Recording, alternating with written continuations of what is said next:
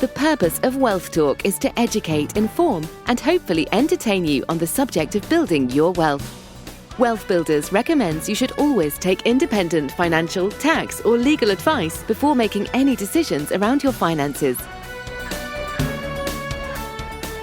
Welcome to episode 172 of Wealth Talk. My name is Christian Rodwell, the Membership Director for WealthBuilders, and I'm joined today by our founder, Mr. Kevin Whelan. Hello, Kevin. Hi, Chris. Good to be with you again today. Yes, and we're covering something slightly different today. So something close to my heart, but personal development. And we've got Dan Hill, the property entrepreneur, back with us again for his second appearance on Wealth Talk. So we're going to be talking about the concept of karma credits, which is the title of his new book. Very interesting. And I love the fact that the whole idea of just doing good things and good things come back round, almost like the difference between resonance and dissonance. Have I explained that to you before, Chris? Yes, yeah. So did we ever cover that on the podcast? So resonance is kind of like where two waves come together and there's more value, there's more power. And dissonance when two things come together and there's negativity. Now, in a world which is kind of troubled now, we're seeing people, there's disgruntlement, isn't there, all across the employed world, certainly, from a point of view of strikes and actions and so on. One could argue in troubled times, people could be negative. Although in the pandemic, there was lots of evidence of people kind of supporting each other, a bit like the spirit of the Blitz, I suppose.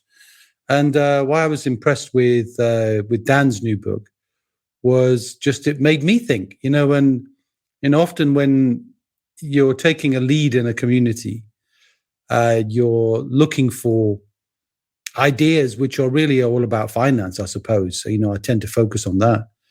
But this is an idea that just hit me, and it was almost like a little punch in the face again to remind me that values-driven is just as important as value-driven. Sharing and not just exploring, but living real values to help other people in the spirit of knowing that it's just good to do that as opposed to try and capturing some kind of financial value from that. And that's why I thought it would be a really good idea to feature that, because it's a value both you and I uphold very dearly. But both of us had a little bit of a realization, didn't we, when we put it into practice? Maybe we can share a couple of those at the end. Yeah, let's do that. I think there's no better man to explain the concept than Dan himself. So let's head over to our conversation today with Daniel Hill. Dan, welcome back to Wealth Talk today. How are you? All good. Nice to see you again, Christian. Absolutely. Well, we first invited you to Wealth Talk earlier this year. It was episode 155, actually, and we're talking about retire young, retire wealthy. And that was a very, very popular episode.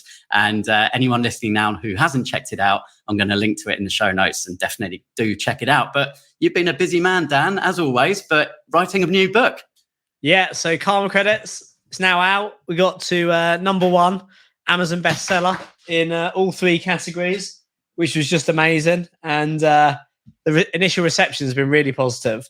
Yeah, it's fantastic. And you did a podcast episode recently talking about the concept of karma credits. And that's what we're going to dive into today, right? And, the title of your book, the subtitle, The Universal Law of Wealth, Health and Happiness. And I think that's a good message today. It's wealth is so much more than just the money, isn't it? Yeah, so people have been badgering me for about nearly 10 years now, 9 years to try and get me to write a book. And I think they were expecting one on economics, investment, wealth. And what I actually wrote was what I think is my secret to success, which is a lot more than the sort of fundamentals of ones and zeros. And it's more about the underlying principles to get you there. Life and business can be significantly easier if you do a certain few key things. And what I did was I blueprinted what I've spent the last 20 years building. It's only 12,000 words. You can read it in like 2 hours. But it will genuinely change your life. If you read it and put it into place, it will change the world around you. It will change your life. And it will just make business so much easier and enjoyable. Yeah. And how is this different to, let's say, a typical kind of self-help, personal development book? It's probably like halfway between like practical, academic sort of like law of reciprocity, playing the long game, which are quite sort of strategic, personal development, binary things. It's halfway between that and then sort of spirituality. So people are into philosophy, spirituality, the more like woo-woo stuff, which I'm quite into. It sort of floats nicely between the two without being too preachy.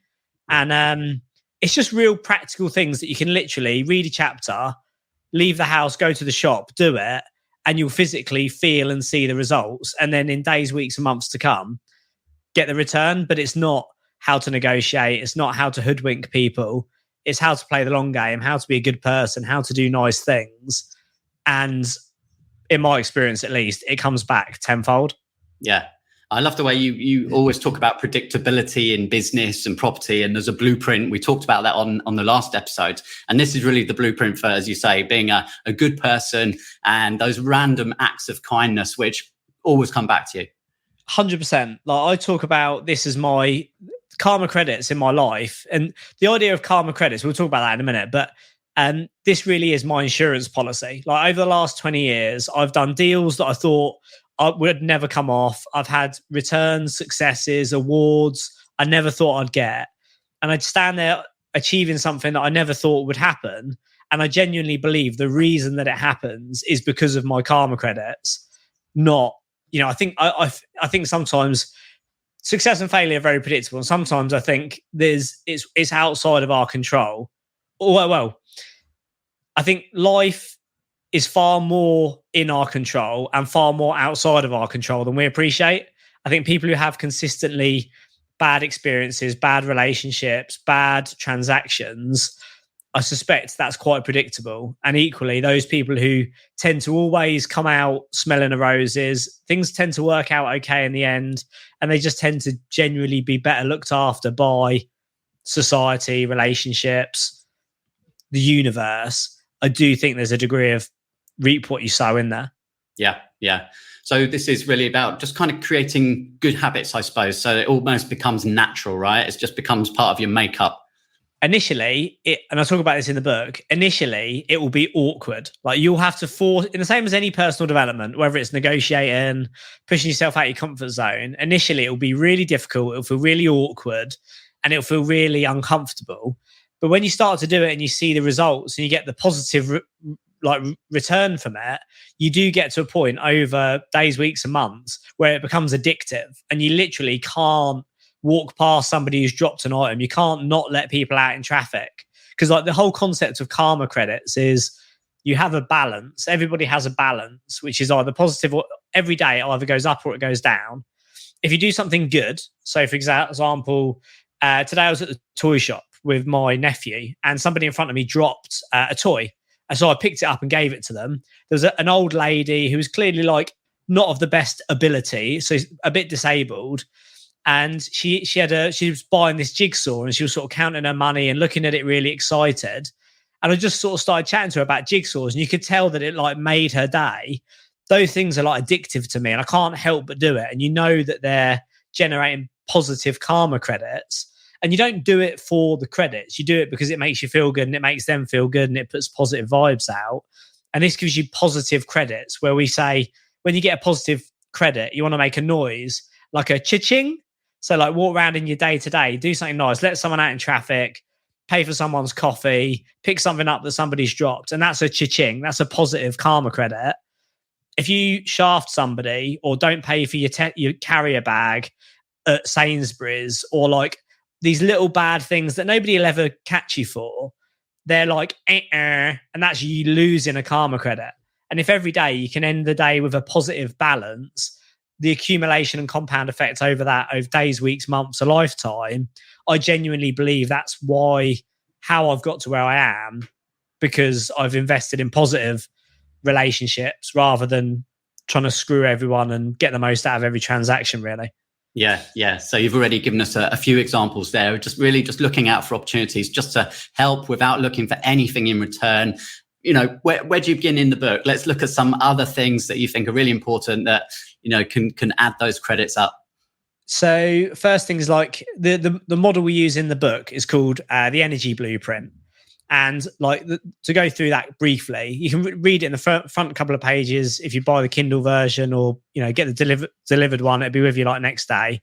First chapter is all about explaining what karma is, and for people who aren't aware of it, in Western world, we know of karma as, and if you do good, you'll do good. If you do bad, you do bad. In the Buddhist world or the more spiritual world, it's all about energy and connection. And it's just this logic that every action has a reaction. So if you do good things, you get good things. If you do bad things, you get bad things.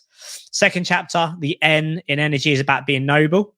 And it's just really about looking at the people that you really aspire to be like, and looking at who turn you on and they inspire you. And then also looking at the people who really turn you off, and just defining what qualities you want to live your life by. And this is about integrity, or about authenticity, is who do you want to be and who do you project being, and then try and live in line with that as best you can. Experience is all about trying to is appreciating that the way you behave and the way that you feel on a daily basis positively or negatively impacts everyone around you. So everyone around you, you are part of their experience of the day. And if you can go out and do nice things, be pleasant, compliment people at a service station where, if you go to a service station, you see those massage chairs, for example, they're like a quid for a massage. I'll often get £1, write a little note and say, have a massage on me, and leave a quid there and disappear. And they're just random acts of kindness. Nobody will know who it was from. You might not even see the person benefit, but they're just little things to improve the experience. The R, step 4, is all about recognizing people. And this is the concept that once a year, you can do a grandiose gesture for someone, like buy them a Rolex, buy them a car. You can do this grand thing at Christmas for your missus or your husband, whatever you want. It's more important that the sentiment is more important than the size. So actually, rather than give some people would appreciate a handwritten thank you note more than they would £100 or £1,000 bonus. And it's just taking time to recognize people, whether that's your team, your partner, or even at the supermarket. Rather than play on your phone when you're at the checkout, appreciate that person is sitting there for 8 hours a day, 40 hours a week for 10, 15, 20, 30 years. Rather than just be ignorant and rude, just say hello, ask them how their day's going. They'll be someone worth remembering. And just recognize people in your day-to-day life. Say hello to strangers and have that sort of positive energy. The penultimate one is G, which is guilt. So step 5 is all about nobody's perfect. The only reason I've got to a point where I believe that I am proud of who I am is because I've had times in my life where I've not been proud of who I am. And this is about guilt. And what we talk about here is don't leave crumbs. So basically, when you take pride in apology, when you get something wrong, take pride in it, apologize, go out of your way to make it right, do good things. And equally, most people have got crumbs in their life. So you left a crumb last month, last year, a decade ago, where you did somebody wrong and you never made up for it. Now, if you leave crumbs, eventually they're going to catch up with you, and you want to go away and clear all those crumbs. And when you drop them, get rid of them. And then finally is your life, is how do you go about your day-to-day life, living this stuff? And I've been working on it for 20 years, and actually writing the book took me to a whole nother level because it reminded me all the stuff that I forgot to do. And in the back of it, I do a day of the life of karma credits. And it was a day of just when I was writing the book. And it was just a really good day where loads of things happened that would never happen in a normal day if you didn't practice it. And it just shows that in practice, like you said, I think you said Kevin listened to the podcast and went out and started practicing it. All of a sudden, these things happen and turn up in your life that never would have done before.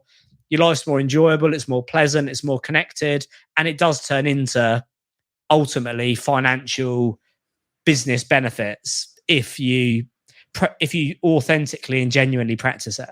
Yeah, I'm sure Kevin will share his experiences with our listeners. But I imagine as well, I mean, a good habit I got into a long time ago is always just to take some time at the end of the day and just reflect. and just write a few notes and just say, you know, what would I have done differently today? Or what was a really great idea that I had today that I don't want to let slip away? And I imagine if you're constantly building up these good karma credits, then you can lie in bed at night and you can just kind of reflect for a few seconds and just think, you know what, that just makes me feel really good before going to sleep. And that surely is going to help as well.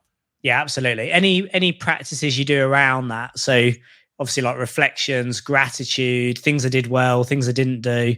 My partner on Property Entrepreneur, we actually teach something. It's not in the book. We call it grace of gratitude. And it might be something you do if you've got a partner or you've got kids, you do before dinner. So you don't have to be religious or spiritual, but grace of gratitude is you just go around the table and you just say one thing you're grateful for. So before you eat your dinner, you say, you know, what are we grateful for today? And it's a good opportunity for everyone to do it. My partner and I, we actually do it in bed. So the last thing we do, we get into bed, we just sort of like say to each other, what are we grateful for today? We reflect on the things that happened well, that we were happy for. And, you know, not all days are sunshine and rainbows, but if you go to sleep on a positive vibe, life's got to be, you know, a little bit more enjoyable. Yeah, definitely. And also as a business owner, right, there must be so many opportunities. You're looking at how can you help your team? How can you help your customers? How can you just do small things that really make a big difference? And that is the sentiment. I've actually got a card that somebody bought me, and it says, well, behind me, I've got like one shelf of awards. Everything else is thank you cards. And they're what really matter to me, is like people who say thank you, people who've gone out of their way to sort of congratulate me, or most of them just say thank you. But one of them says, the smallest thing, it's the smallest things that make the biggest difference. And that's one of the things in the book is just stopping, and we call them 1 minute moments, stopping and taking 1 minute to send someone a message, say thank you, be nice, appreciate them, is worth its weight in gold. Yeah. Now, something we talked about actually in the last podcast, Dan, and certainly an exercise we share with all of our members when they join us at WealthBuilders is wealth dynamics. And this is really getting to know yourself, right? And there's 4 main energies. You've got the dynamo, the blaze, the tempo, and the steel. So I'm curious, is it any easier for people who are of, let's say, a very blazy nature? They love talking to people. It comes very natural to them compared to someone who's a bit more steely, you know, a bit more reserved. Can you see any difference or relationships between the karma credits and the wealth dynamics? It's a really, really good question. I've never been asked it and I've never thought about it, but there will be. I mean, the first thing is learning styles. When you look at the energies, everyone has different learning styles. So, for example, when they read it, so for example, a dynamo, I think, are you a creator? No, you're a supporter, aren't you? You're a blaze. I'm a deal maker, so yes. A deal maker, yeah.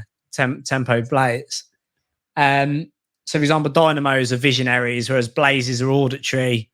Tempos might be a bit closer to it because they're kinesthetic. You know, you'll feel it and you'll be a bit more sensory to it. Whereas a blaze might do it more, not necessarily practically, but they'll practice it, but may not be as connected. They can be quite million miles an hour and a little bit less sensory.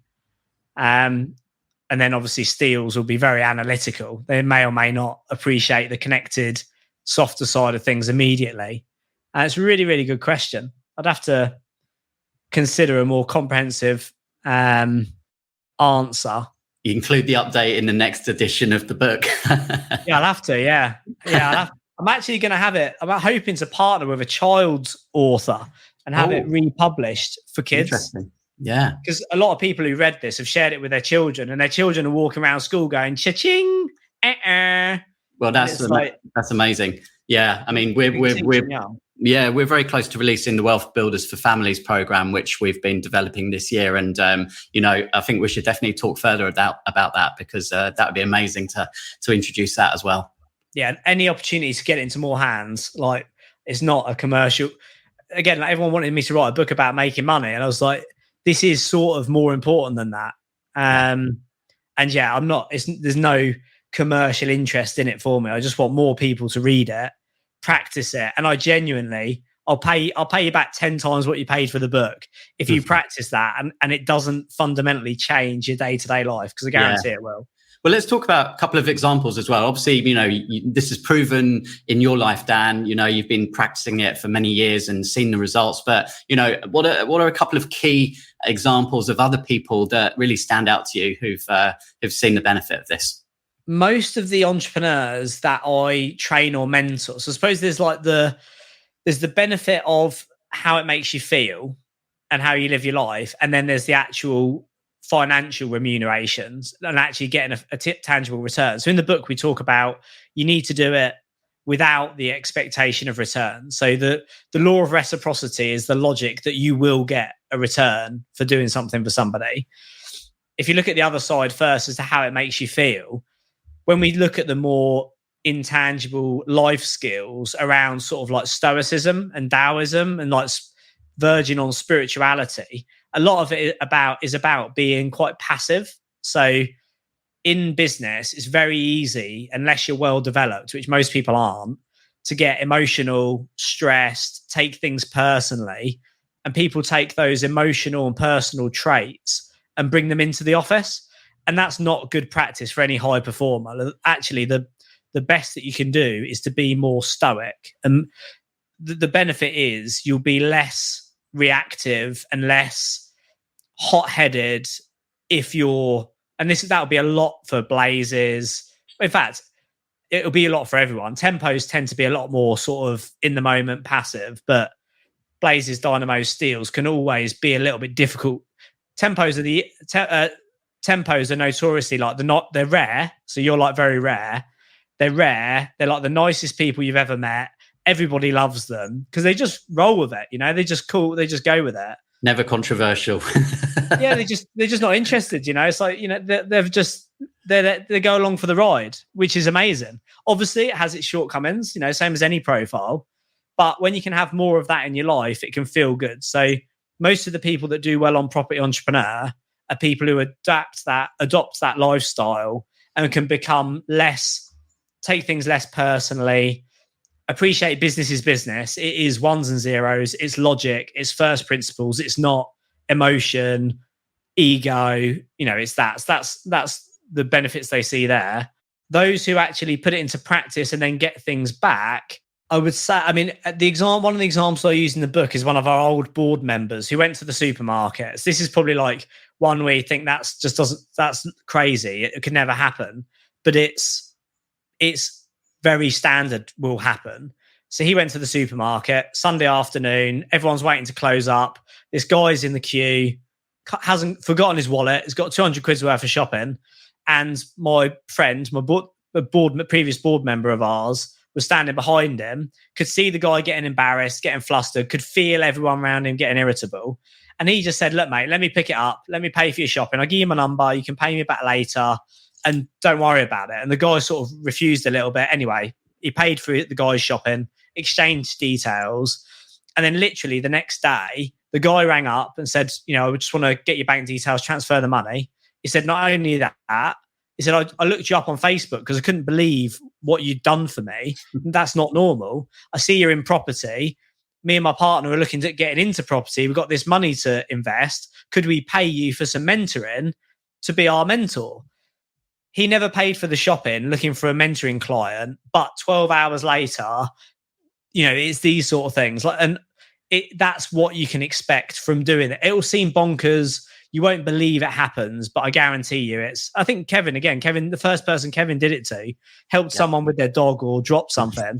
Yeah. And then it turned out they were a property investor or had money in a pension they wanted to invest. It's crazy, but also it's very predictable. Yeah. So our challenge to everyone listening is just go out and take that first step. Just do something, right? Just be nice, just smile, just ask someone how their day's going, right? 100%. Like strangers down the street, is just smile at them, say hello, ask them how their day's going. And again, initially it will seem weird, but the hallmark of completing this is when you get to a point where you walk down the street and strangers say hello to you before you've even said hello to them. And that's what happens to me. And it's like, you're like the celebrity that nobody knows. Everybody feels like they know you. They want to say hello to you. And it might be because you've said hello to them before. But for me now, it's just because I walk around smiling at people. And because I smile at them, they think I know them. Then they say hello because they feel sort of like they know me. But I've never met them before. And it's like, that is the ultimate, getting to a point where you walk around with this aura and this energy and this connection that you appreciate. The world around you is highly malleable. And you genuinely have far more Right, most people walk around scarcity and fear. You want to walk around in abundance, openness, and love. And business deals, making your millions is significantly easier. And it's significant. It becomes less important, and you actually end up doing better at it. So it's bonkers. Yeah. No, I'm really pleased that we've taken some time to talk about this today, Dan. And, it's a little bit left of center for what we normally talk about, which is, business, property, but so important because at the end of the day, we're all human beings, right? We're all here to be happy at the end of the day. And the money is really just a facilitator to have more time, to have more choice and just, be nicer, better human beings. And for anyone who's sitting there thinking, I tuned into WealthTalk to hear it, to figure out how to make my millions, that this is the secret to it. I've made my millions, I've done the deals, I know how all that works. And I would genuinely say, if you follow these principles, you will not only achieve all that stuff, but it will be far more enjoyable, far less stressful. And I genuinely believe you'll get there a lot quicker. Yeah.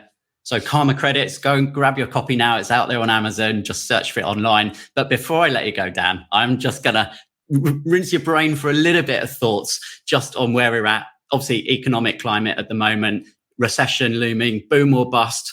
What are your top 3 tips for people who are just starting to freak out a little bit and just a little bit unsure about their wealth building journey over the next few years? So it depends when you listen to this. At the minute, things are changing by the day. So it's the 27th of October, we're recording this. Rishi Sunak's just been announced as Prime Minister. The good thing is immediately that stabilised the markets. So we've gone from panic into patience. Everyone's a bit more patient now. Everything's starting to stabilise. Ideally, we would have had the next budget next week. It's now been pushed back to middle of November, which isn't ideal because we've got another rate review in the interim. I think the stability is going to see a more modest raise than we might have seen. If we get away with 0.5% rise this time on base rate, I think we'll do well.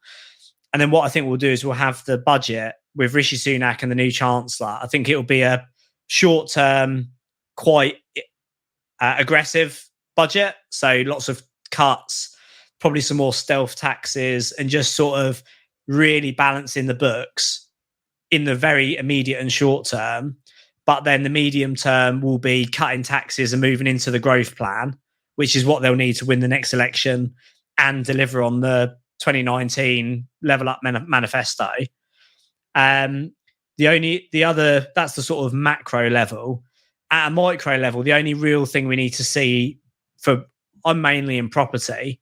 The main thing we need to see in the short term is some controls or government intervention with the mortgage market. So the mortgage market at the minute is just unviable. It can't stay where it is. So the government needs to either give confidence to the lenders to bring those rates back down, or they need to intervene with some cheap lending agreement to pull that down, and that will stabilise the sort of the property market. For other fields which aren't my expertise, which are more in line with yours, will be, if you think worst case scenario rates do go up, the good thing is we just take our cash and we pay off debt and we put it in savings accounts. As an investor, you can't lose. If interest rates are high, it means there's loads of opportunity to save. If interest rates are low, there's loads of opportunity to spend. It's just understanding what to do. So top 3 tips would be, one is don't try and shoot a moving target. So at the minute you're in a moving target, taking out big development loans, getting on bridging finance, stuff like that at the minute, I wouldn't be doing. I'd be sitting tight and waiting until that moves. Second thing would be, I would be looking at a short, medium and long-term plan. So looking at what you're going to do in this turbulent time, ideally do some deals, make some money. Medium and long-term, what are your asset strategies? So you understand how you're going to play it for the long term. And then final one would probably be, find a few sources of information that you really trust. So like a few places that you go to. They're not normally I wouldn't normally go to the big sort of news houses, more like you guys for your podcasts, us for like Property Entrepreneur for business and property. Find people that are doing this, on a daily basis. So for example, the mortgage market's completely unviable at the minute. So I'm buying stuff cash. So if I'm using my own cash to reduce liquidity and I'm using crowdfunding rather than use mortgages. Now, I shared that the day after rates spiked with our clients and they're now doing the same. If it's written in YPN or there's courses doing it, you really want to be close to the news at the minute. So final bit would be find out who's in your space and actually doing it, and just listen to a few trusted sources rather than read everything, because your brain will get blown if you read everything. It all contradicts itself. Yeah. No, great words there, as always. Thank you, Dan. And of course, go and check out and download and subscribe to Dan's podcast, Official Property Entrepreneur Podcast. Absolutely excellent. Not just covering business, but all things like karma credits we've been talking today. So, Dan, thanks so much again for being a great guest on Wealth Talk. And we look forward to the next time of having you on the show. Thank you for having me again, Christian. I wish you all the best. All right, that was lots of fun. And we're both going to share our experiences of the karma credits, Kevin. But before we do that, let's head over to Trustpilot. And we've had some good karma this week. We've had some good reviews coming in. And I'm going to pick one from Amit, who says, refreshingly honest. Kevin is one of a very small number of people I've found who operates with integrity and honesty in an increasingly misguided market where sales are often more important instead of providing the right strategy for clients. He is highly skilled and knowledgeable in his field, an invaluable asset to have in your network. I have no hesitation in recommending him to others. And just to say, I didn't recommend he engage with us. Okay. And I think that's what he's referring to. Because all too often, I think he's right, that people are focused on what's in it for them. And I think it's just important for me that sometimes you meet people, there's just the timing's not right, the situation's not right. You know, we're very comfortable with people taking their time to find out whether WealthBuilders is a good fit. We were a good fit for each other, for sure. He resonates our values, with our values rather, and he's a very, very nice guy. But the timing wasn't right. The situation wasn't quite right for what we were doing. So I said, look, let's move on from this and let's stay in touch. And I think that often happens. You know, there's lots of things go on in people's lives. You know, we call them the 4Ds. You know, death, divorce, disaster. I can't remember the fourth one, but you know, there's always things going on in people's lives that mean you know, disease.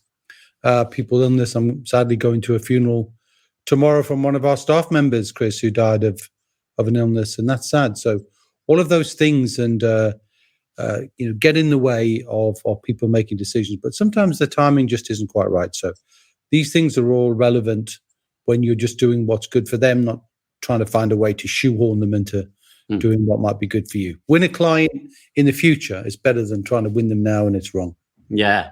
So we encourage everyone listening, Kevin, who's just heard Dan explaining karma credits, those random acts of kindness, to actually put that into practice, right? Because both you and I did. So yeah. Dan sort of explained a bit of what he thought your experience was, but I'm not sure he got it quite spot on. So perhaps you can share for us. Yeah, more than happy to do that. So I was listening to a podcast from him on my dog walk. I have a weekend dog walk every Saturday morning with my black Labrador called Alan, named after Alan Shearer, of course, Tuna Army.